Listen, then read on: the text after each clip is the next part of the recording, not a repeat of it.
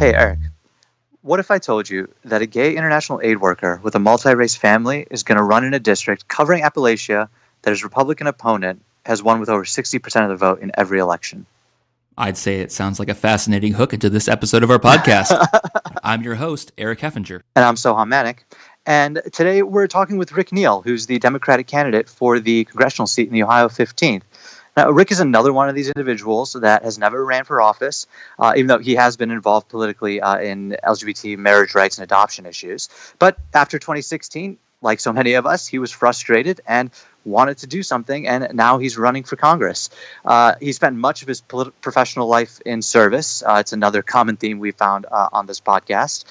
He's worked in the Peace Corp in Morocco, and he continued doing international aid work in Cambodia, the Congo, and Afghanistan, and even played a role in the response to the Ebola crisis from a few years back. We've been talking about gerrymandered districts, and I've seen floating around the internet that people are comparing me and saying, like, I'm basically, as Neil Peart is to drumming, I am to drawing congressional districts into your mind. And I don't agree with that. That's a little bit of exaggeration, but I'll go with it. And his district here is actually not as funny looking as most of the other ones we've talked about, because he has whole counties here, which you don't see very often.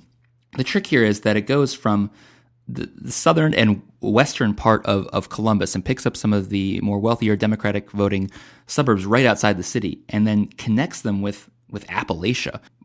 In his favor, though, is the fact that he has those parts of Columbus and Athens County, which is one of just a few counties in the state of Ohio that actually went for Hillary Clinton. And that's because of Ohio University, which is a very, very, very liberal college town. But like we mentioned, this is a district that has been very Republican for a long time. But we see things changing. The latest Cook report that came out earlier this year, before the Ohio 15th, was solidly Republican, pretty safe. And now it's moved to likely Republican. And it sounds like Rick's just getting started. And I think we can see it moving even further to the left. Yeah, and we're excited to talk to him. So here's our interview with Rick Neal. We are here today with Rick Neal, candidate for Ohio's 15th Congressional District. Thanks very much, guys. It's really good to be here. If you don't mind, I'm going to start with the tough questions. Uh-oh. I just watched a video of you making pancakes, and I got two questions for you. All right. One, the exposed brick behind you. It's beautiful. Is that your kitchen? That is our place where we live, yes. We are not responsible for the decorating. That's the way it was when we moved in here. And two, what is up with the pancakes? You're making pancakes in the video while you're describing a lot of detailed information. And then I see on your Facebook that you're making pancakes for people at events. Yeah, that's right. Well, pancakes are, we're kind of a food family. And, we just, we take care of our girls like that. We make pancakes and talk about stuff, whatever's going on. And, a year or so ago, we were talking a lot a couple years ago now, we were talking a lot about the election and about Hillary and how she was going to be the first woman president. And, when that didn't work out, we started talking about what else we could do. And, so that the girls are pretty used to pancakes and politics by this time, I guess. And so it was a good choice for when we wanted to do the video. Well, we'd love to talk to you a bit about your background. You've done some amazing work.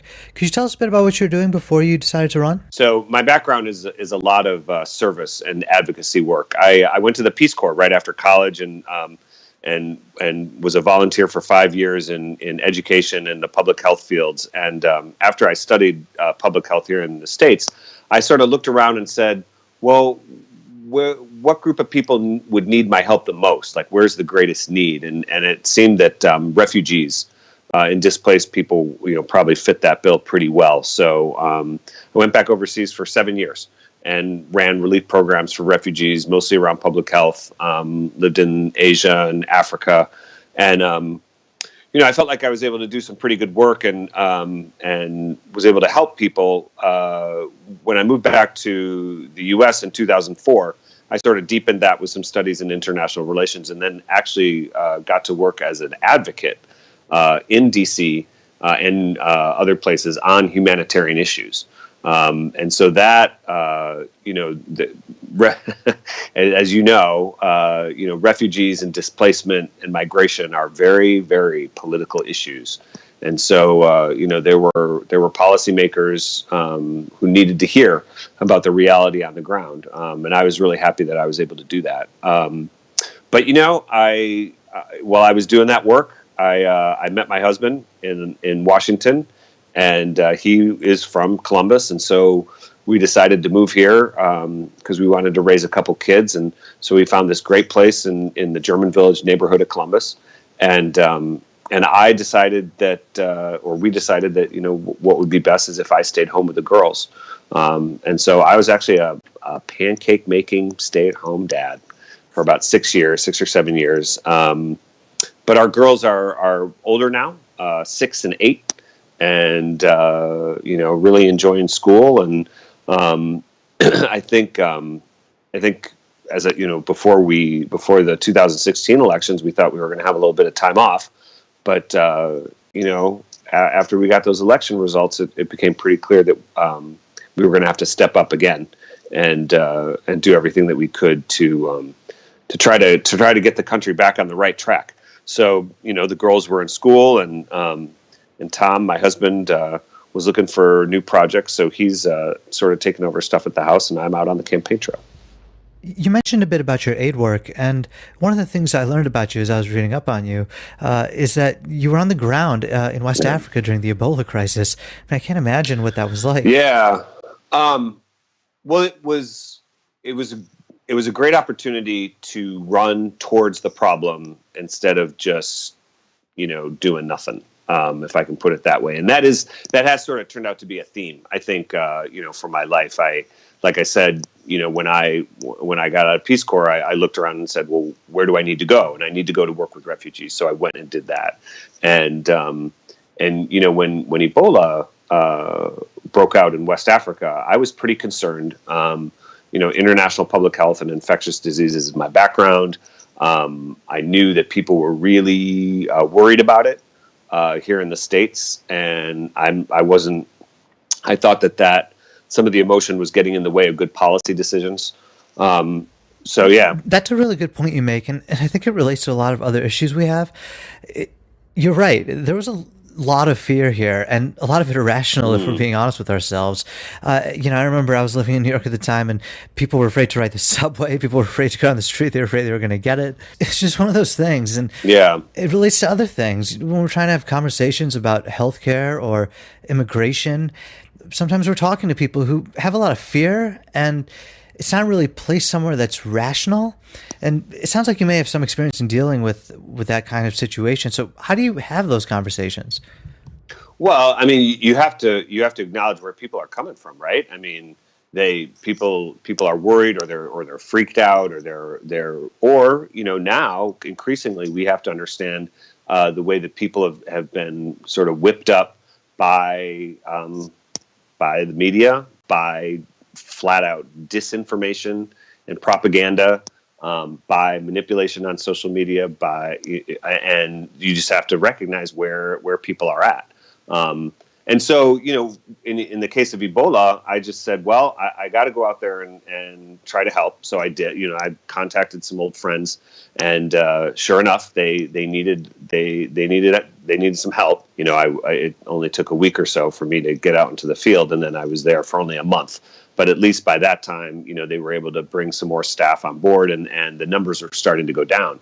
But a lot of what I was dealing there while I was there were, worries and concerns of folks back home for when I got back, and what were we going to do about the girls and school, and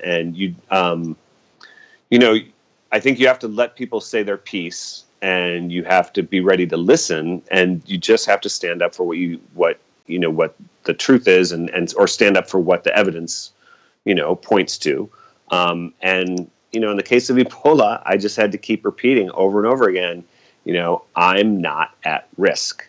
Just because I'm standing here in Liberia breathing the air doesn't put me at risk of Ebola, because we know how it's transmitted, and that's what we're going to use to make decisions. And the contrast was in working with the local health department here, which was a very straightforward and professional relationship. I was in touch with them before I left. I was in touch with them while I was in Liberia. I was in touch with them right, the day that I got on the plane to come back, and of course, and I was in touch with them twice a day for 21 days during my monitoring period. And so, that was a very straightforward, very professional relationship. And I think you just try to be that way with everybody, right? I think, now with this crisis that we're in, and I'll use that word, again, I find myself that you got to run towards it. And the center of the crisis, I think, right now is in Congress. We really need a Congress to stand up for us. I think we need a Congress to do its job as a constitutional check on the White House. But most importantly, we need a Congress that can, cast a pretty judicious eye on what's happening and say, okay, we've got this chaos and this dysfunction and these distractions being churned out by the White House for political reasons, and that's fine, and we can deal with that. And at the same time, we have, at least here in Ohio's 15th district, we have a lot of problems that need to be addressed. I mean, our economy is not working the way that it should for everybody. Our healthcare system certainly is not working the way that it should for everybody. We've got an opioid crisis that is still out of control. So, with all those things, right, like Congress has to be able to do both.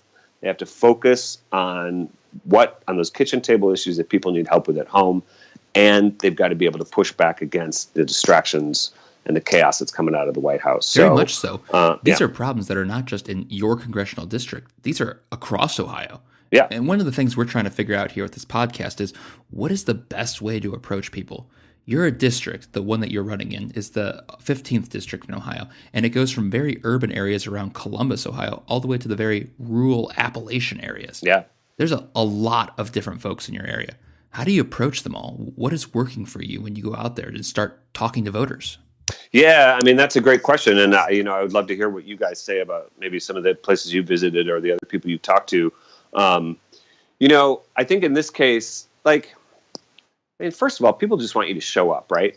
The guy that I'm running against, the incumbent who's in there now, he's taken on this new leadership role. I guess he felt pretty comfortable, in his job. People say that the district is pretty gerrymandered in his favor. And so I guess he felt comfortable taking on this new leadership role where he's in charge of fundraising for all House Republican races. And so, he's got a pretty big job. He's got to fly all over the country and raise hundreds of millions of dollars. And meanwhile, he's not here. And he's really left us behind. And so, people just want someone who's going to show up, who's going to listen to them, and who's going to show, I think, more through actions than anything else, that that I'm ready to fight for them. And so, as far as talking to people, I mean, I would say we should probably listen to them first. And in every community that you go to, no matter where it is, there's going to be people who are trying to make things better. And what I want to do is I really want to get to know those people. And I want to do everything I can to lift up what they're doing and to help them in what they're doing, because they know the way, they know what's best for their communities, and they're already doing it. And I've been practicing that approach to working with communities since I was a Peace Corp volunteer. And so you show up, you listen, you join in what they're doing. And you just try to figure it out together. And I think, sure, we might disagree about, I don't know, all sorts of things about politics or about the president. But at the end of the day, what people really want from their congressperson is they want someone who's going to fight like hell for them and who's going to stand up for them.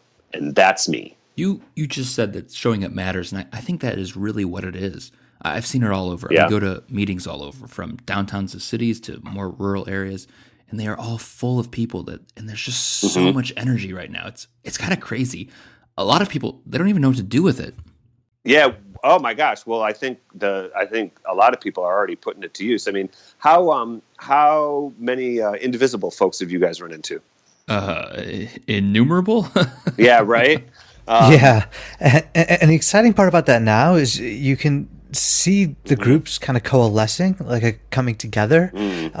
Before, not that there was a lot of competition or anything, but there wasn't a lot of coordination, it seemed like. But now, I mean, you see so many events out there sponsored by 7, 8 groups. It's really cool. And you go to these things and you can really still feel the excitement in the room.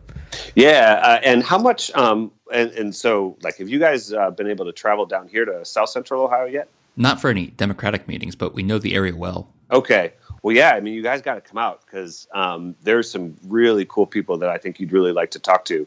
The exciting thing that I think that's happening, and just to give some background there, I mean, I didn't really think about running for Congress first. Actually, what I thought about doing was doing what you guys are doing. After the election, I spent a lot of time thinking about what had happened and what to do about it. And we took the girls to, like I said, my husband and I've got 2 little girls, 6 and 8 years old, and we took them out to Washington for the Women's March, and that was really inspiring. And we came home, and I started getting involved with indivisible groups, and it was so clear right away that Congress was the focus. And so I thought, we should do, there's a whole host of projects that we could do, but running for Congress was the thing that came out on top because it seemed like that was really what was needed the most. I've met some amazing people, not just in the indivisible groups where I started, but all over the district. The thing that sticks with me is working with women. Just everywhere I go, women have had it with what's happening. Well, when I go out to indivisible meetings around here, women outnumber the men by far. By far, yes. Yeah, I know, and that's what I mean. Like anything that I can do to raise up, what's already happening and work with people. I mean, that's a great example. So, one thing that's great about running is that as I go around the district, I can share stories, in some of the more rural parts of the district, but actually all over, to help people understand that they're not alone, and this passion that they feel for changing things and getting the country back on track. It's not isolated. So, there's a group getting going here in Columbus of women. It's called the Matriots. I don't know if you've heard about it, but these are women from all walks of life and from both sides of the aisle, Democrat, Republican, Independent, you name it, who are just really frustrated with what's happening and are determined to get more women elected to office. And so they've gotten themselves organized, and since last July, they've raised $750,000 into their PAC to get more women elected to office. Now that is amazing. That is some amazing work. And at the same time, I was invited back in November down to Wilmington, which is, a pretty conservative part of my district, and to speak to a women's group down there. And they call themselves the Alliance for Compassion and Truth.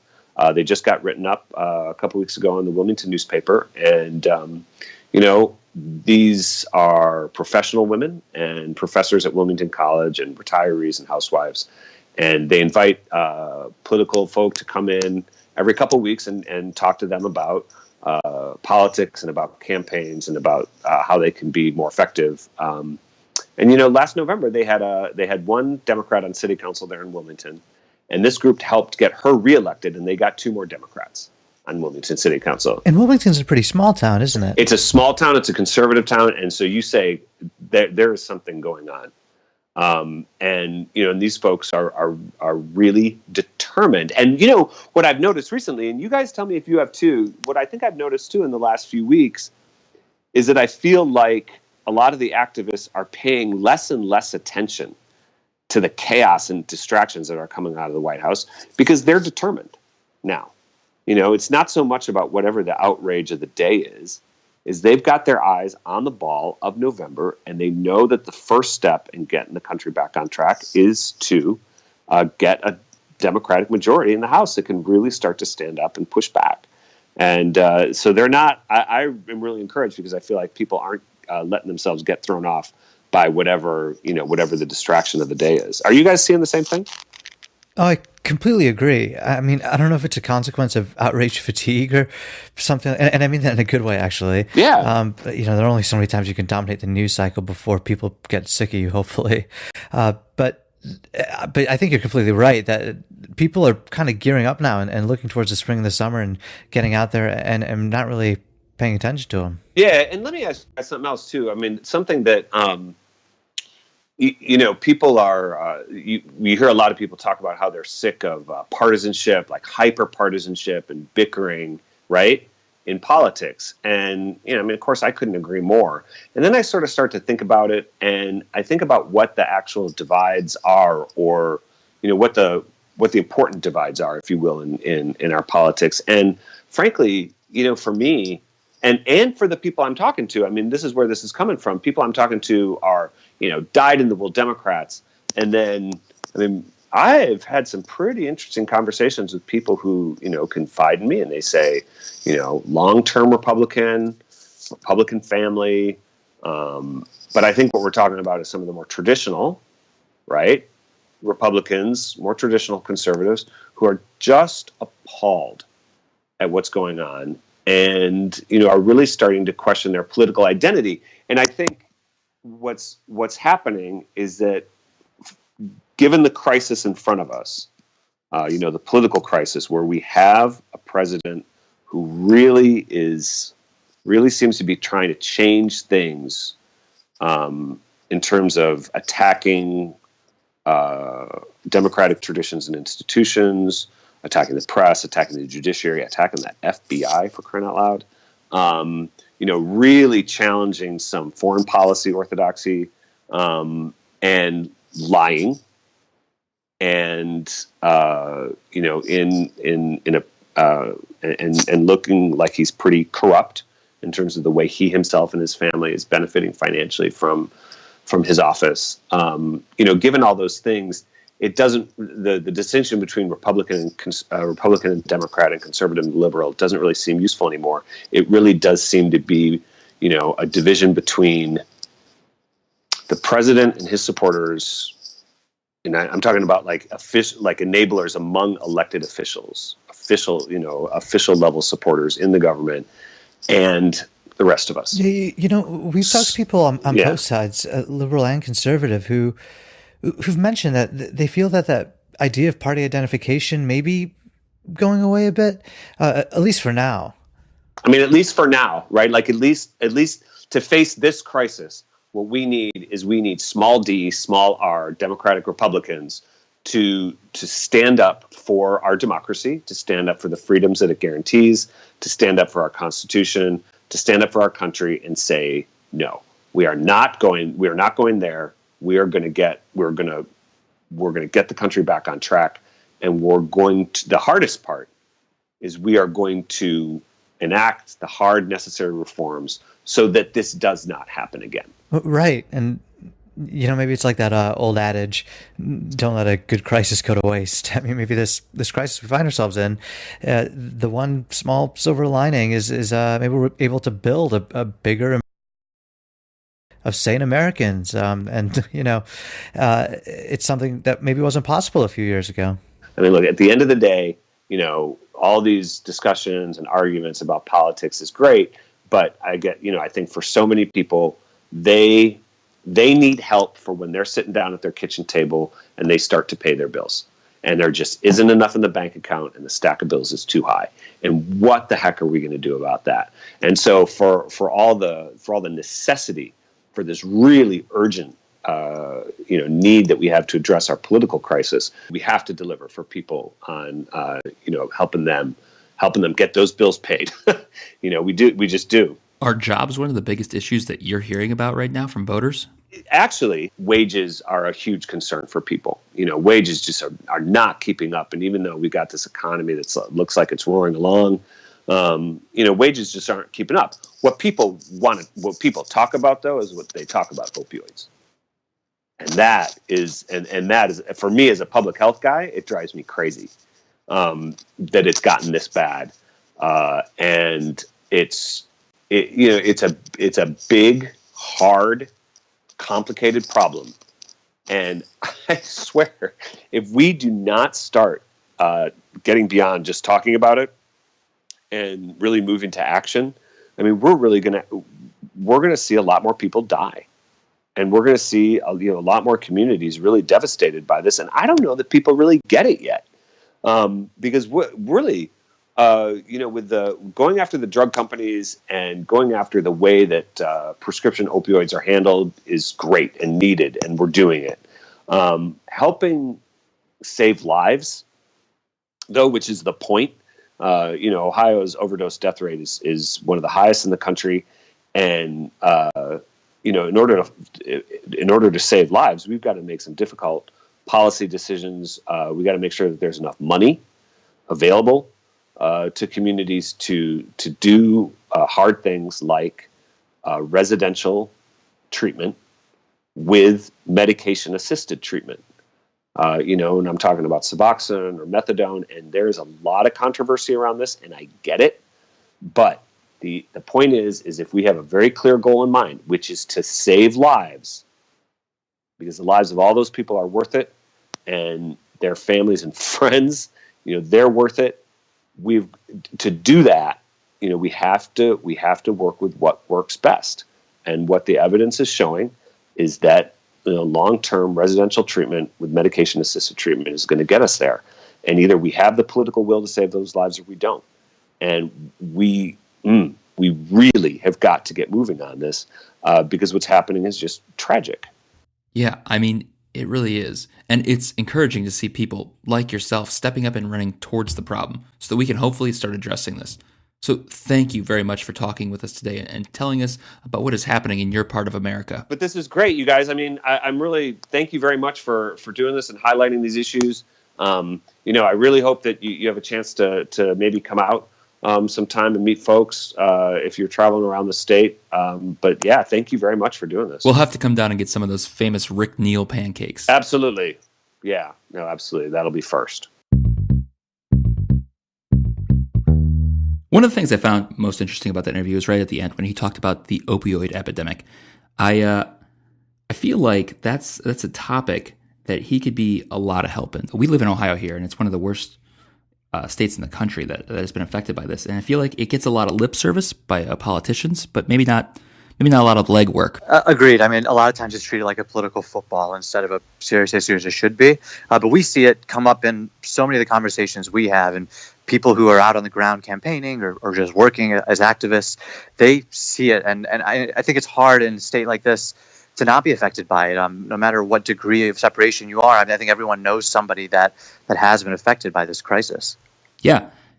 And another thing that he brought up that was pretty interesting was the fact that women seem to be leading this movement in America right now, this blue wave movement. I know, like I said to him, when I go out to meetings around here in Northeast Ohio, that it's predominantly women that are doing everything. Absolutely. Just look at the women's marches, right? The one after inauguration and the one this year. I mean, they are huge, and you can see that energy, and it's something I think we want to and should explore on this podcast more. Yes, definitely. That's what we're going to definitely be doing coming up. I want to let our listeners know that they can look at Rick Neal's website and the video about him making pancakes. We'll post it on our website, bluewavepod.com, and they can find all his information and support his campaign if they want to, as well as following us on Twitter and Facebook at Blue Wave Pod.